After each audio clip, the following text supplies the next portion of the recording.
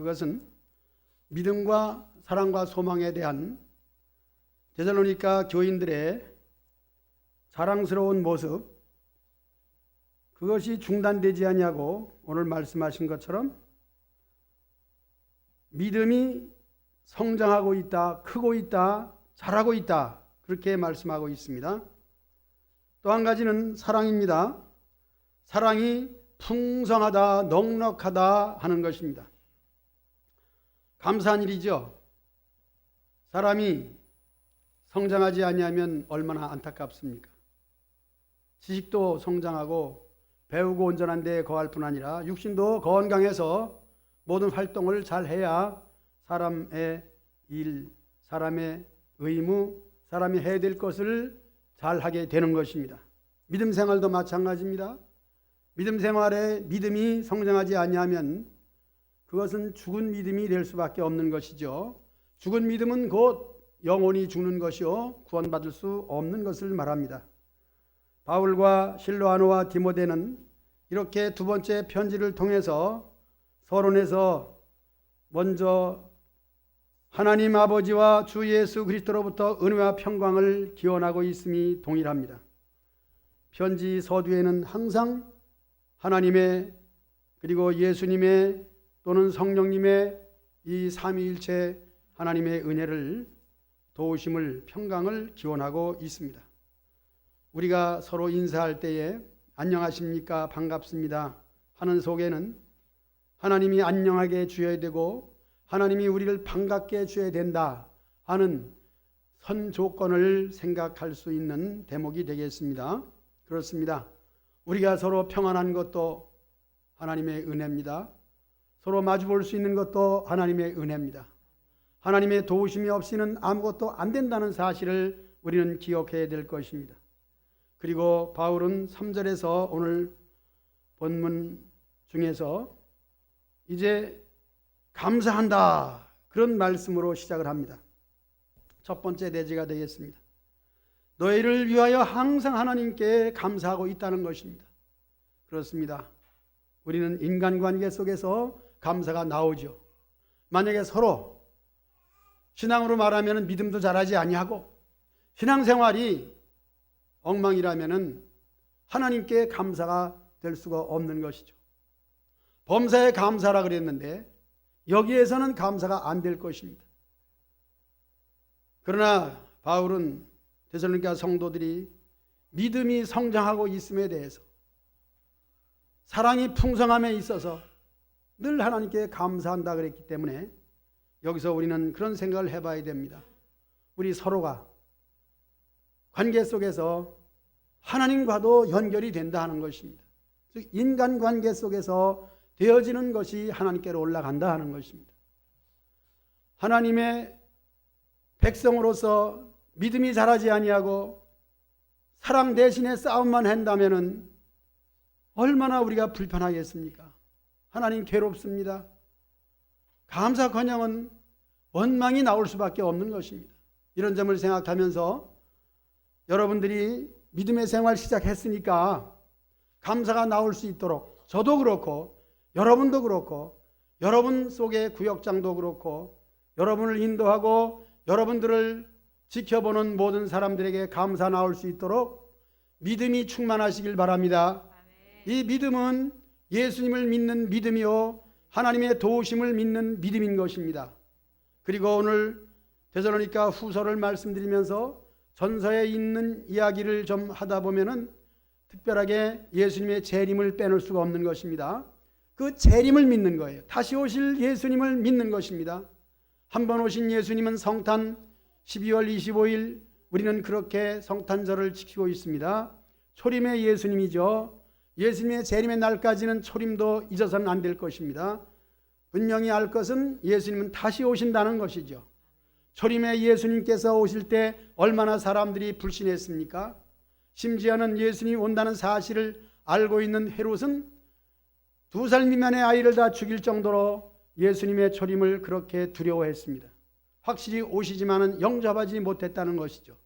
오늘날 예수님을 믿는다는 것은 재림을 믿는 거예요. 다시 오실 예수님을 믿는 거예요. 이 믿음이 충만하시길 바랍니다. 그 믿음이 자라나시길 바랍니다. 믿음이 무엇이냐? 바로 예수님의 재림을 믿는 것입니다. 더 나아가서 예수님께서 우리의 왕이 되시고 천국에서도 왕이 되시고 하나님의 전권을 예수님께서 맡아가지고 우리를 다스리심을 믿는 것입니다. 지금 예수님이 세상을 다스리시는 거예요. 이제 이런 믿음을 가지고 믿음이 자라나야 된다는 것이죠. 날마다 자라날 때에 감사가 넘쳐나는, 바울이 감사했습니다마는 구체적으로 목회자인 제가 감사하고 여러분들이 또 여러분들을 지켜보는 모든 성도를 보고 감사할 수 있는 분위기를 만들어 주시기 바랍니다. 이 분위기가 얼마나 중요한지 몰라요. 그것은 우리가 만드는 거예요. 믿음의 생활할 때에 이번에 코로나 사건으로 인해 가지고 비대면 예배라는 말이 생겼어요. 즉 방송으로 예배를 드린다는 것이죠. 그런데 예배를 떠나서 세상의 일들을 생각해 봤습니다. 일단은 당구장도 못 모이고 술집도 못 모이고 음식점도 제한되어 있고 그렇기 때문에 얼마나 사람들이 위축되어 있는지 몰라요. 모임도 취소하라. 그것은 전염병이 옮겨지지 않도록 하기 위한 절대적 방법이에요. 그것이 특별히 교회에서는 정치적으로 교회를 억압하고 있다, 그렇게 오해해서는 안 되는 것이고, 그러면 사회에서도 마찬가지예요. 우리를 장사 못하게 한다, 돈 못 벌게 한다, 말이 안 되는 소리죠. 오직 전염병을 예방하기 위해서 하는 것입니다. 이걸 지켜야 돼요.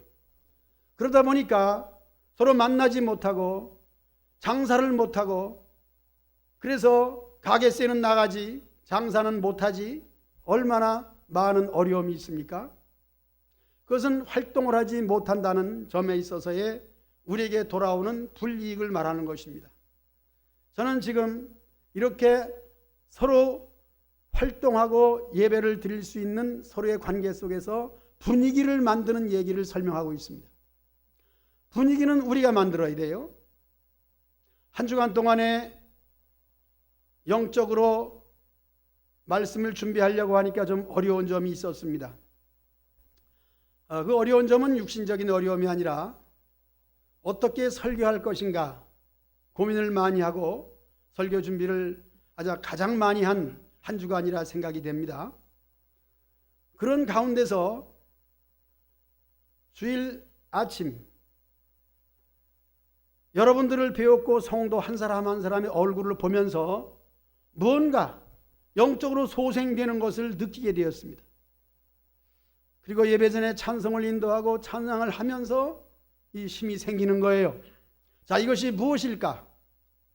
우리가 분위기를 만드는 겁니다. 자, 믿음이 뭐냐?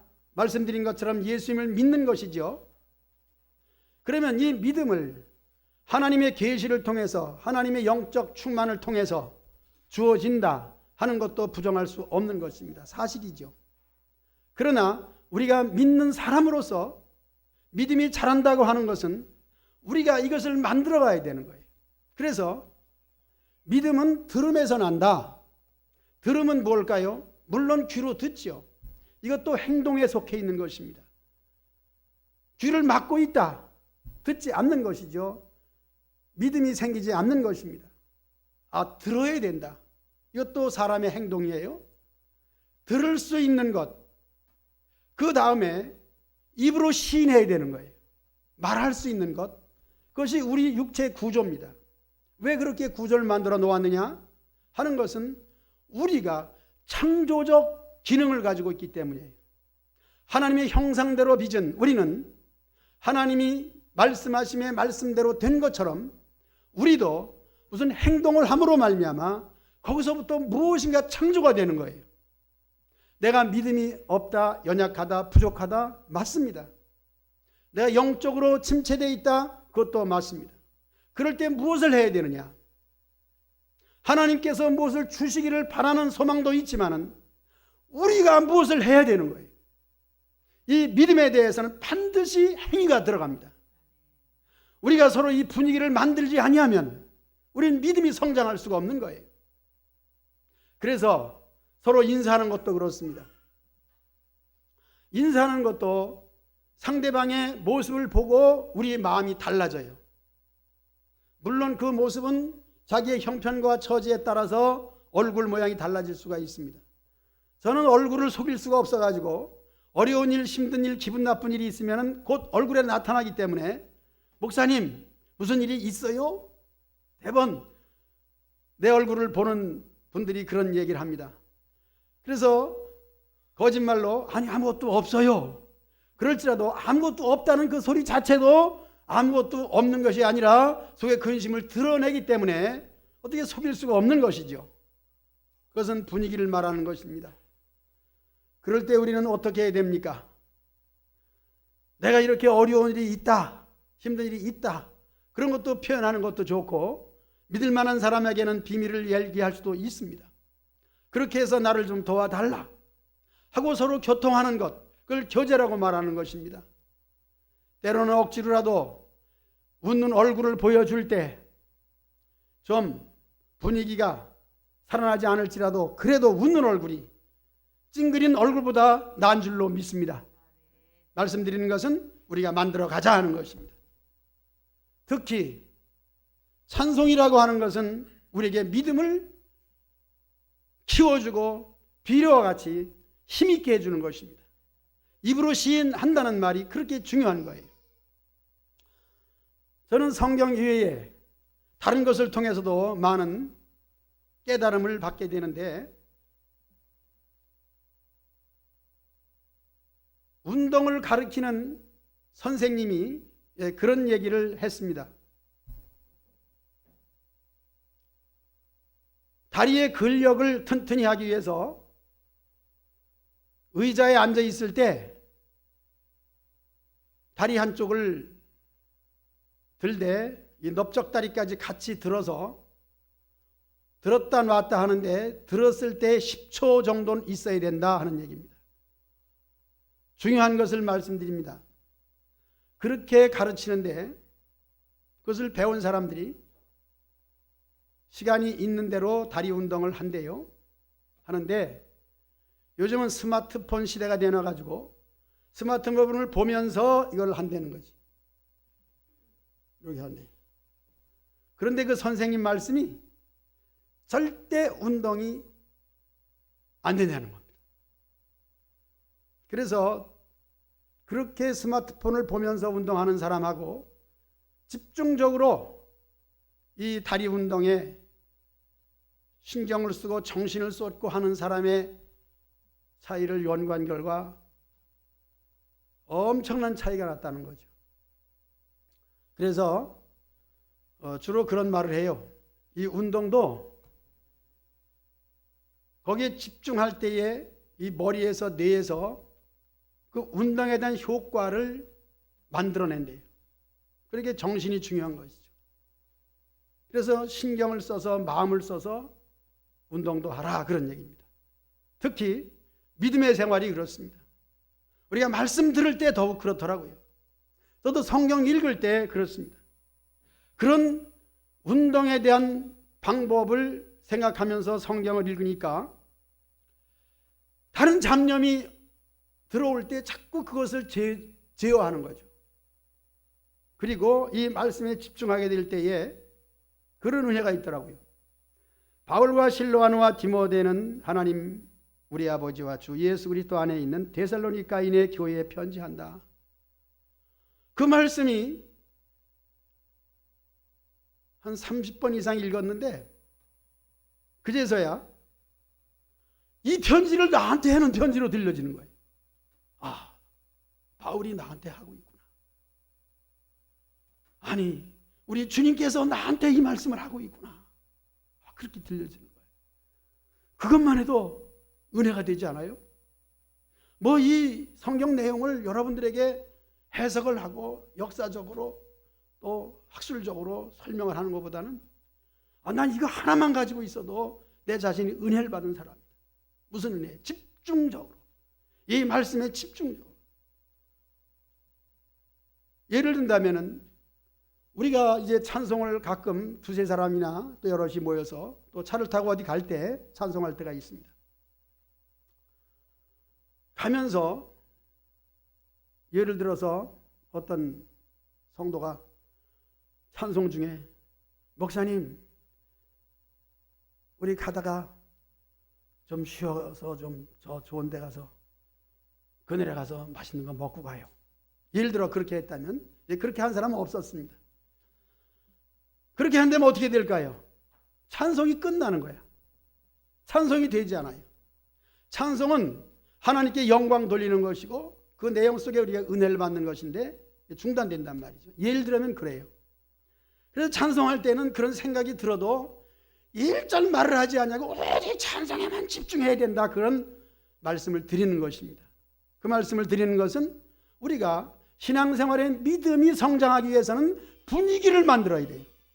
분위기를 만들지 아니하면 그 은혜가 오지 않는 거예요. 예배 전에 찬송 드릴 때도 참 은혜가 되더라고요. 오늘은 특별히 은혜가 돼요. 그리고 어떤 성도님은 참 그 찬송을 잘 모르는 분인데, 모르고 글씨도 잘 모르지만은 멀리서 안 보기도 하지만 그 손을 들어서 자꾸 이렇게 찬송하려고 애를 쓰고 이렇게 참 표현하고 있는 것을 볼 때 또 은혜가 되더라고요. 이게 은혜가 되는 거예요. 그래서 성경도 집중적으로 보니까 하나님이 나에게 말씀하는 것으로 들리고 성도들에게도 은혜를 끼치기 위해서 또 찬송에 집중하고 있을 때 이 은혜가 되는 거예요. 한마디로 은혜가 되는 거예요. 그러니까 믿음이 자라는 거예요. 하나님 지금 나와 함께 하시는군요. 우리 주님이 나에게 지금 말씀하시는군요. 이렇게 해서 우리가 믿음의 분위기를 만들어가는 여러분 다 되시길 축복합니다. 그래서 인사할 때 정말 반갑게, 반갑지 않더라도 좀 덜 반가운 사람도 있지 않겠어요? 그런 얘기 하니까 목사님도 또 덜 반가운 사람이 있나 보다. 저는 안 그래요. 다 반갑습니다. 그러나 혹 여러분들이 분위기를 만들기 위해서 덜 반가워도 좀 내 마음의 형편이 좀 기분이 나빠도 나쁘지 않은 척 하시고 입을 크게 벌리시고 뭐 입 벌려도 마스크 썼으니까 침은 튀어나가지 않아요. 참 감사한 일이더라고요. 마스크는 너무나도 고마운 거예요. 침을 튕기지 않는다는 점에서 입을 크게 벌리시고 반갑습니다. 요즘에는 또 주먹질을 하면서 인사하더라고요. 주먹을 쥐고 인사하는데 뭐 주먹을 대나 손바닥을 대나 똑같은 것인데 거기에 대해서는 여러분 제재 받지 마시고 손을 꼭 잡으시고 손잡기가 뭐하면 팔을 잡으시고 반갑게 인사하시기를 축복합니다. 그때 믿음이 자라는 거예요. 데살로니가 성도들이 그렇게 했다는 거예요. 분위기를 만드는 거예요. 그 뒤에 보면은 환난과 어려움과 고난이 얼마나 많이 있는지 몰라요. 전서에서도 그런 말 했지만 후서에서도 역시 형편과 처지는 다르지 않았습니다. 그렇게 해서 믿음을 지키는데 특별하게 어려운 형편 속에서 믿음이 자라고 사랑이 풍성했다, 이렇게 나와 있습니다. 그러니까 우리가 분위기를 만든다는 얘기를 했는데 참으로 이것이 세상적인 말 같고 우리가 어떤 조작적으로 하는 이런 것 같지만은 어려운 형편 속에서 우리 자신이 해야 될 것은 창조적이라는 것을 말씀드렸습니다. 그것은 어려운 형편을 어렵지 않도록 우리가 서로 도와서 서로 힘을 낼 수 있도록 그것을 만들어가는 것이 바로 믿음의 생활에서 환난 중에 인내하는 겁니다. 인내라는 것이 뭘까요? 인내라고 하는 것은 글자 그대로 참는 것인데 시장적으로도 역사적으로도 참을 일자 셋이면 살인을 면한다, 그런 말도 있어요. 그러므로 사람을 죽일 만큼 살인할 만큼 그러한 것이 보이고 있을지라도 참을 때 오해도 풀리고 나중에 잘했다 하게 될 줄로 믿습니다. 자, 인내라는 것이 무엇일까? 성령의 열매 중에서 하나가 또 인내임에도 우리에게는 인내라는 것이 분위기를 만드는 데 참 중요한 거예요. 내가 힘들고 어렵고 기분이 나빠도 내색하지 아니하고 나는 예수님을 믿는 사람이야. 나는 지도자야. 저로서는 나는 목사님이고 여러분은 권사님이고 집사님이고 나는 먼저 된 사람이야. 그런 점에 있어서 자기의 위치를 자기가 지키시기를 바랍니다. 자기 체신을 자기가 지켜야 돼요. 그래서 우리가 옷을 입는 것, 대화하는 것, 모든 것을 사실상 추울 때 두터운 옷을 입는 것은 나를 위한 것이지만은 아름다운 것, 모양 좋은 것을 입는 것은 다른 사람을 위한 것이에요. 우리가 거울을 보는 것은 거울을 보고 내 모습을 고치는 것이며, 내 모습을 고치는 것은 남들에게 내가 잘 보이는 것입니다. 기왕이면 잘 보여야 되지 않습니까? 여러분 잘 보이시기 바랍니다. 부정할 사람 아무도 없습니다. 잘 보이기 위해서 이발도 하고 옷도 좀 좋은 걸로 입고 깨끗한 걸로 입고 신발 모양도 그렇습니다. 그래서 우리가 교회 올 때는 잔치집에 가는 것처럼 입어야 돼요. 결혼식장에 아무렇게나 가지 않잖아요. 그것은 우리의 외모입니다. 외모가 중요합니다. 이것은 분위기를 만들 때 그 분위기를 통해서 믿음으로 연결되는 것을 말씀드리는 것입니다. 그런데 데살로니가 성도들은 환난 중에서, 핍박 중에서 이 믿음을 지켰다는 것입니다. 바울은 그런 말씀을 여기에 기록하고 있습니다. 너희들이 지금 환난 중에 있다, 핍박받는 중에 있다. 그런 속에서 믿음을 지키고 사랑을 풍성하게 할 수 있는 것은 참으로 너희로 인하여 하나님께 감사를 올리고 너희 때문에 우리가 기도를 쉴 수 없다는 것입니다. 그것은 감사의 기도와 동시에 이 믿음 변치 않게 하여 주옵소서.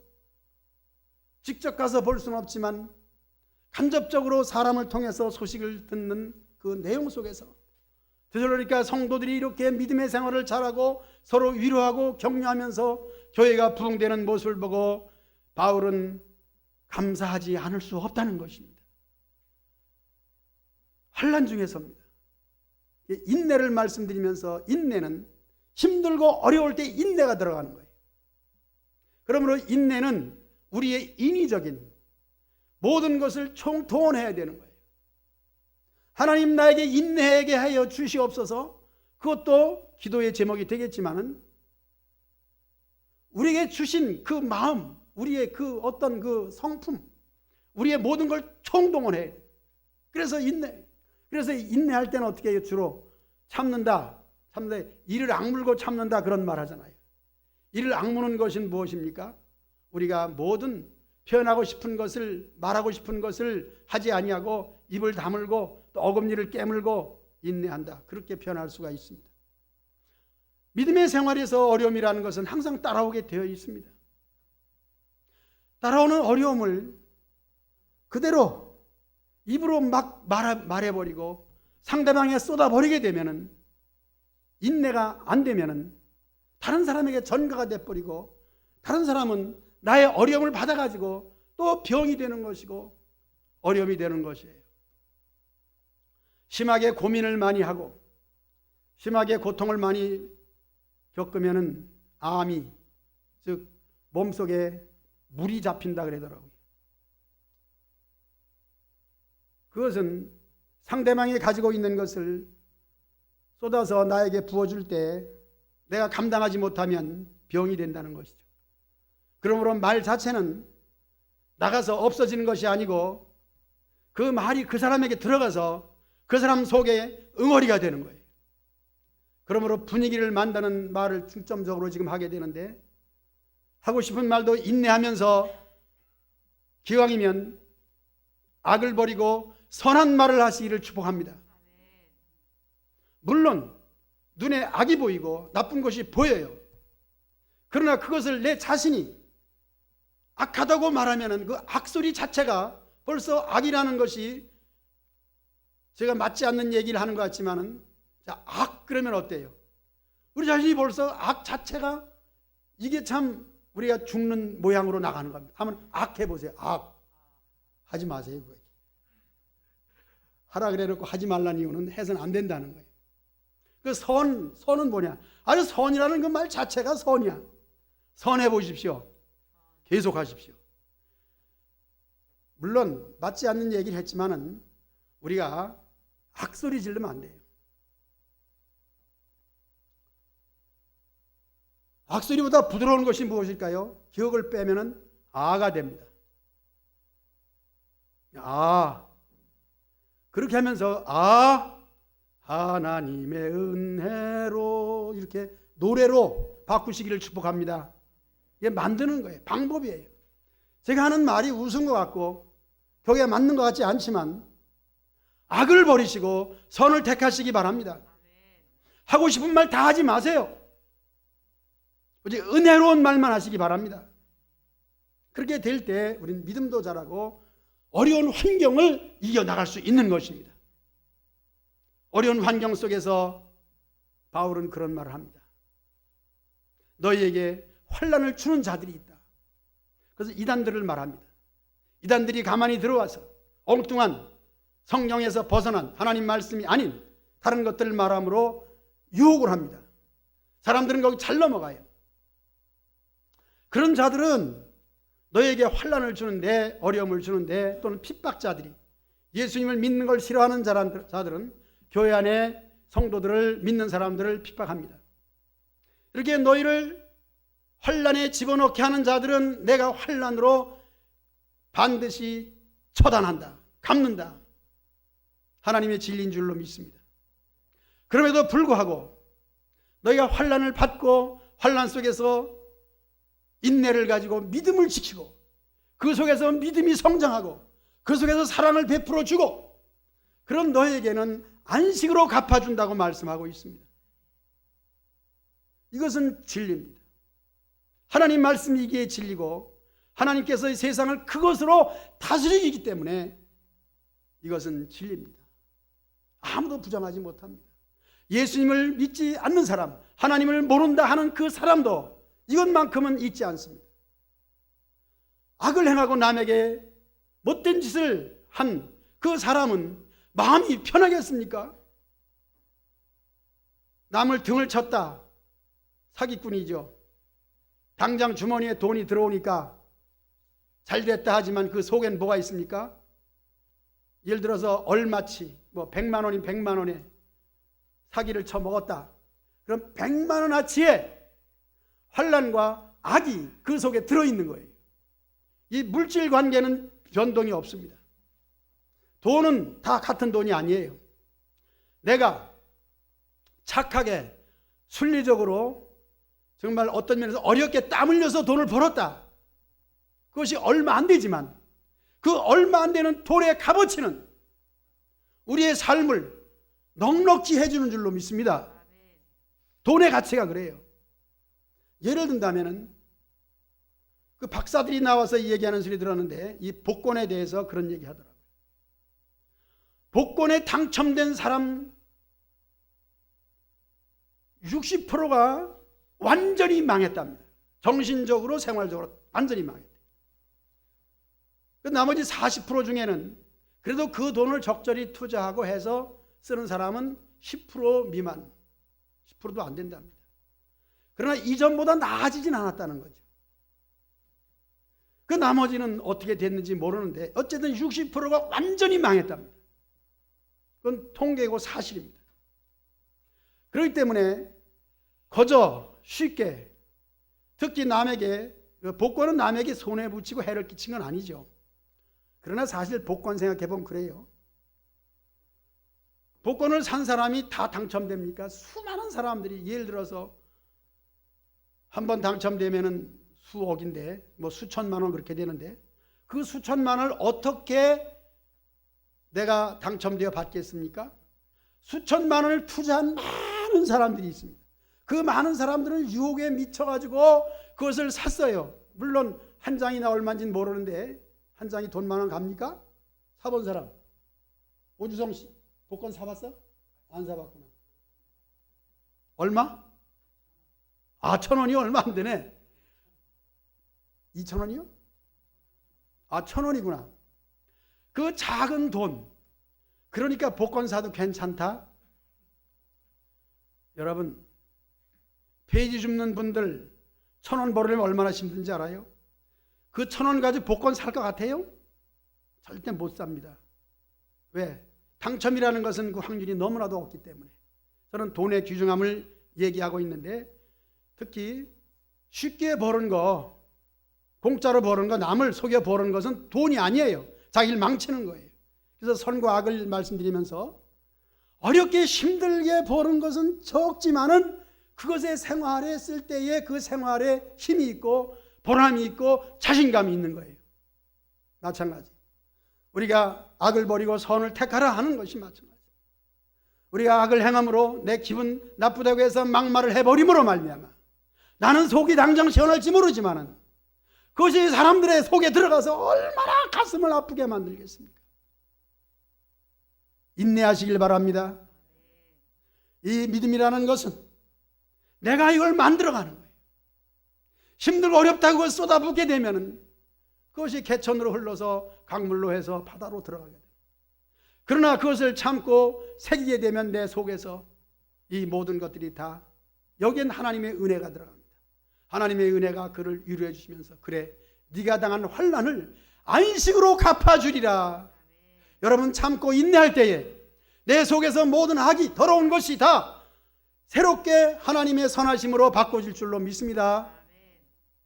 이렇게 해서 데살로니가 성도들이 오늘 마지막 부분에 있는 말씀에 봉독을 안 했습니다마는 그날에 그가 강림하사 그의 성도들에게 영광을 받으시고 믿는 성도들이 신앙을 지켜 믿음을 지켜 교회 안에서 이런 아름다운 분위기를 만들어가는 거예요. 찬송하고 감사하고 예배 드리는 거예요. 믿음을 통하여 예수님의 재림을 만나는 그 날에 영광을 하나님께 올려드리고 그것은 그것으로 끝나는 것이 아니라 그것이 우리의 영광이 되는 거예요. 사실 하나님께서 받으시려고 너희들 찬양하라, 기뻐하라, 내가 받겠다 그렇게 하지만 우리가 찬양하며 하나님께 영광을 돌릴 때 그 기쁨과 영광이 하나님께만 올라가는 것이 아니라 올려드리는 우리 자신은 올려드릴 만큼의 영광이 있는 줄로 믿습니다. 그러므로 우리가 믿음의 생활할 때에 행동이 너무 중요한 거예요. 예배에 참석한다. 참석하지 않고는 이 은혜가 있을 수 없는 것입니다. 어려운 시대에 피치 못해서 서로 대하면 전염병에 옮아지니까 사회적으로 사람들 보기에도 본이 돼야 되기 때문에 일시적으로 그렇게 했지만은 얼마나 힘들었습니까?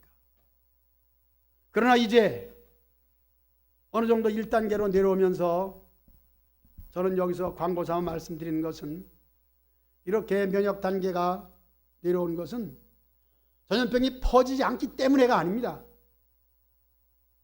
3단계까지 2.5단계까지 올려놓으니까 완전히 경제가 그냥 막 침체돼가지고 사람들이 살지 못하는 거예요. 우리 예수님을 믿는 사람들이 교회에서 활동 못한다, 예배 못 드린다 그런 것을 떠나서 모든 사람들이 살 수 없는 거예요. 그렇기 때문에 이것을 풀어주는 거지 전염병이 지금 종식된 게 아닙니다. 이것을 아시고 여러분들은 정말 마스크 철저히 쓰시고 저는 날씨가 좀 쌀쌀해지기 때문에 가을이면은 감기가 잘 들어와요. 이맘때면 감기가 옵니다. 그래서 이걸 쓰면은 감기가 안 들어요. 참 좋은 겁니다. 쓰시고 또 감사한 것은 식사 모임이나 사회적 모임, 개인적으로 친구 모임 가지 마시기 바랍니다. 온갖 여행도 다녀오고 다른 사람 만나고 우리 성도들은 참 어떤 면에서는 깨끗한 것 같아요. 참 감사한 일이죠. 그렇기 때문에 만나지 말고 될 수 있으면 집에 계시고 집에서 운동하시고 밖에 나가 운동할 때도 혼자 다니시고 그렇게 하시고 면역 규칙 철저히 지키세요. 이러면서 소중히 여기는 것은 우리가 예배를 못 드릴 때 얼마나 영적으로 죽어 있었는가, 침체되어 있었는가 이것을 생각하시고 예배 소중히 여기시기 바랍니다. 특히 우리가 찬송할 때 집중적으로 하시고 말씀 들을 때 집중적으로 들으시고 그렇게 해서 하나님이 나에게 말씀하시는 바로 여기시고 믿으시고 믿음이 날마다 성장하시기를 주의 이름으로 축복합니다. 사랑이 풍성하시기를 주의 이름으로 축복합니다. 찬송 드리겠습니다.